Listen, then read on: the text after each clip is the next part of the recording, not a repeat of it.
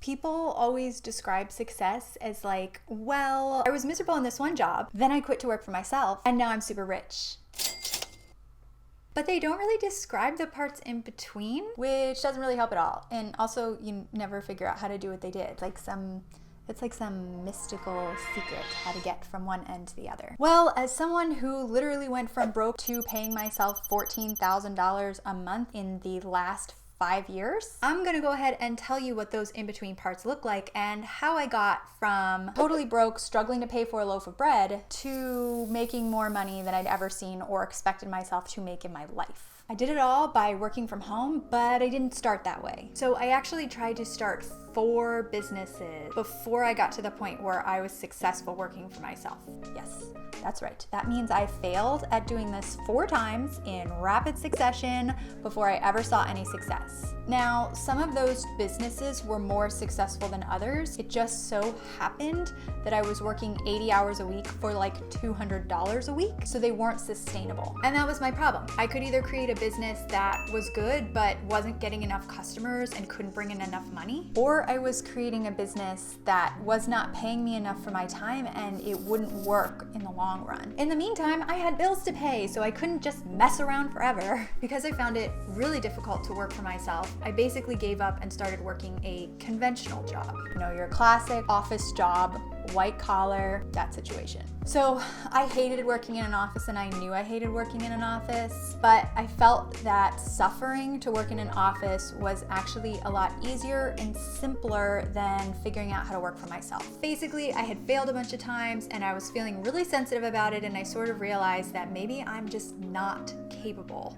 of working for myself. Maybe it's too hard and I just don't know what I'm doing, or I just can't do it. Meanwhile, I was taking jobs, and because I was in the tech sector, I was constantly getting replaced by an agency or software. Not to mention, these jobs were hella boring. Like, I hated them and they were soul-sucking and there was nothing interesting about them. I mean, honestly, there's really nothing interesting about being controlled for 8 hours a day by somebody who probably doesn't know what they're doing and is telling you to just do something to fill the day. That's what I felt like I was doing even when I was working in Silicon Valley. What ultimately caused me to basically force myself to succeed at working from home was being in the worst job of them all. This particular job was verbally abusive. I was regularly getting phone calls from my boss where she was just yelling at me for 20 minutes over nothing that I could control. Expectations were completely unrealistic. My boss didn't understand the department she ran. I was being asked to do some legally shady things.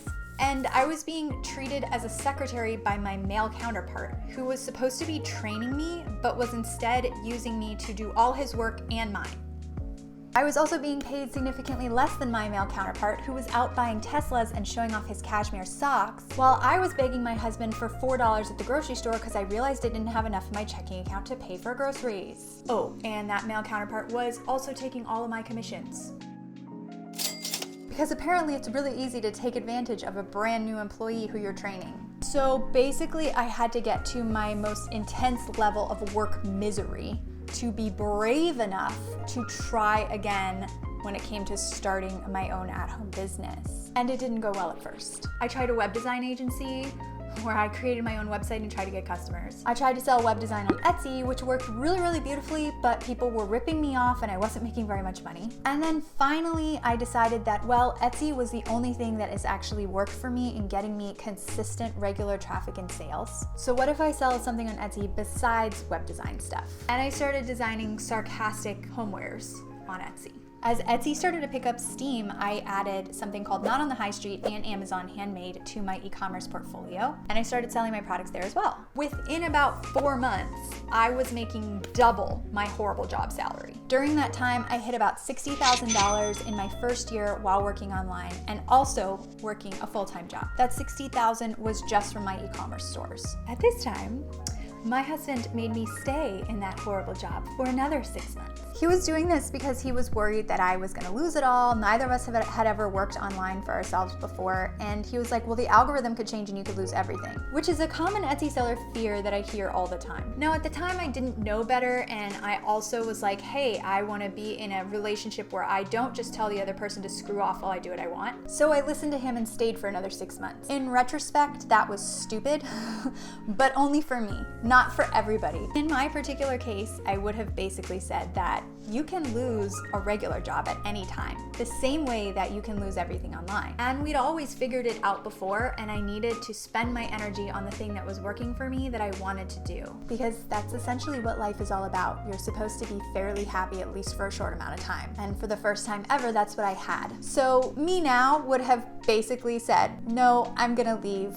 Here's why, and we're gonna make this work. But me then didn't know better, so I stayed another 6 months. And finally I left right before Christmas, and it was my first Christmas on Etsy. If you've ever had a Christmas on Etsy, you will know what happened next. Basically, my life exploded. It was insane. I was covered in paper cuts for a month. I packed boxes all day, all the time, and I cried on my office floor a lot. So this pain of the Etsy Christmas and realizing what it would look like to make a ton of sales every single month, which was what I was trying to build, made me realize that I couldn't do it like this forever. I was either going to need staff to help me, which I couldn't afford at the time, or I was gonna need another source of income that didn't require as much of my time packing, going to mailboxes, making products, etc. So I decided to start a blog where I could teach people how to replicate the success that I'd seen in e-commerce online. I did this because I wanted an online outlet that didn't require my physical presence to work. I also did this because I liked writing, and I'd always wanted to start a blog, and doing one for the business was a way to actually get myself to take action. So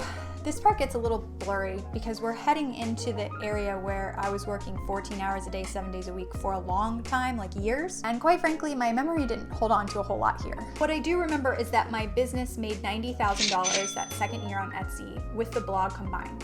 So some of that money was from Etsy, some of that money was from the blog. And then during my second year blogging, I decided to focus more on the blog and less on the Etsy shop. And I brought in $180,000 in business income. 90% of that was from the blog. During this time, I was selling Etsy courses, and I began offering a membership program where readers could get one Etsy course per month from me. Around the time I hit $180,000 in business income, I realized that working 14-hour days, 7 days a week wasn't sustainable, and it wasn't why I started the business in the first place. So I decided to change my business model again. I started focusing on the membership program, and I started adding things to it. Live events, a community that was interactive, coaching. Basically, I made it so that I could charge $97 a month instead of $17 a month. Because of this raise in price, my business income changed from $180,000 a year to around $330,000 in a year. And I can chalk that up to very little change. One thing actually. It was literally the price increase on my product that did all the work for me. So now I was working a little bit less and making a lot more.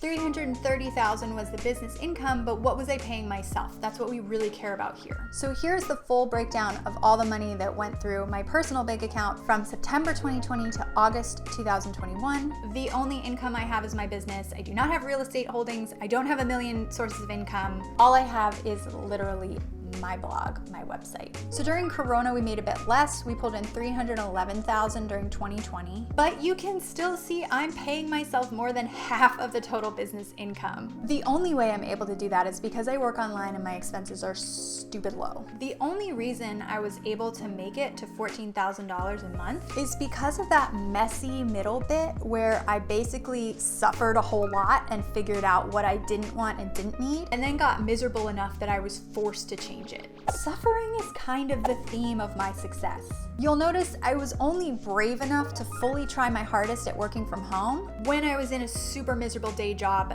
that literally made me crawl in my skin. You'll also notice that I was only willing to make changes in my business when I went through an Etsy Christmas and suffered through something I was well aware I wouldn't be able to do year after year after year. Then finally, I got to the point where I was willing to do the mental work to adjust my business after suffering through 14-hour days, 7 days a week for basically 2 years. Just 2 years of doing straight work and nothing else. That was when I was like, oh, well, this isn't gonna work. We need to change it. And I made adjustments to the business where I was making more and spending less time on it.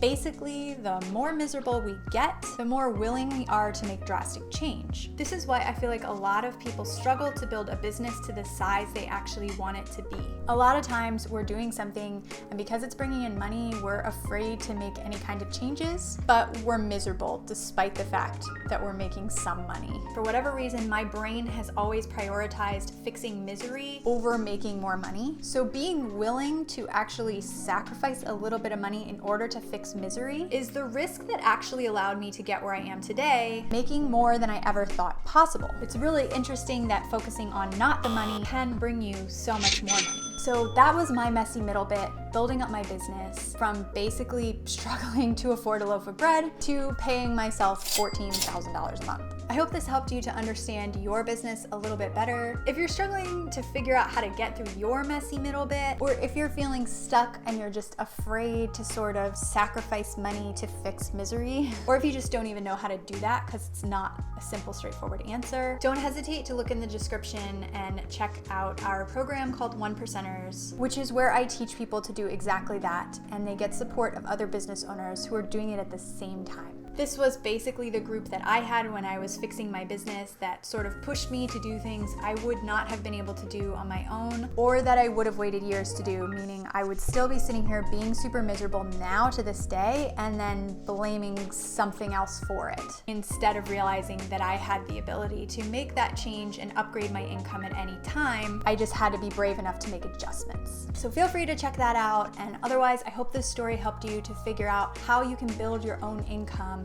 and what it takes to really get from zero to whatever you're looking for. Thanks for watching. I suck at ending videos, so I could tell you to like and subscribe, but you already know. So, bye.